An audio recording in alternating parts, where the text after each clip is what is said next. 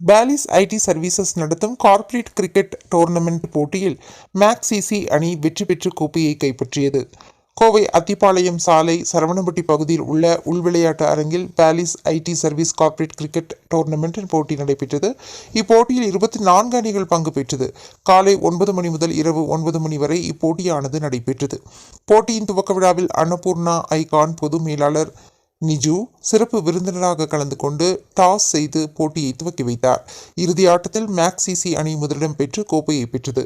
2ஆம் இடத்தை யாக்கஸ் அணியும் 3ஆம் இடத்தை எஸ்சிசி அணியும் பிடித்தது. வெற்றி பெற்ற அணிக்கு கோப்பை மற்றும் பரிசு தொகையை பாலிஸ் ஐடி சர்வீஸ் நிறுவன தலைவர் சரவணன் நல்லுச்சாமி மற்றும் பாலிஸ் ஐடி சர்வீஸ் நிர்வாக ஆலோசகர் ராஜேஷ் ஏரா ஆகியோர் பரிசுகளை வழங்கி சிறப்பித்தனர். போட்டியில் வெற்றி பெறும் முதல் அணிக்கு 15,000 ரூபாயும், 2ஆம் அணிக்கு 10,000 ரூபாயும், 3ஆம் இடம் பிடித்த அணிக்கு 5,000 ரூபாயும் மற்றும் போட்டியில் பங்கு பெற்ற அனைவருக்கும் இலவச டி-ஷர்ட் வழங்கப்பட்டது.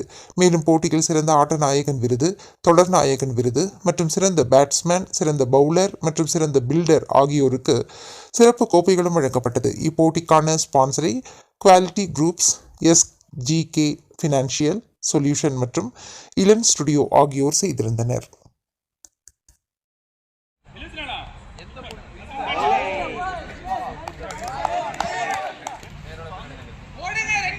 क्या सचिन सूपर है ना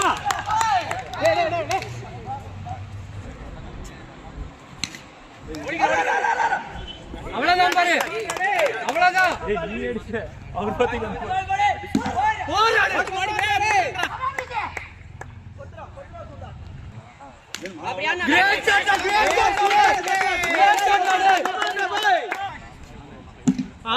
ब्यूटीफुल स्ट्रोक राडे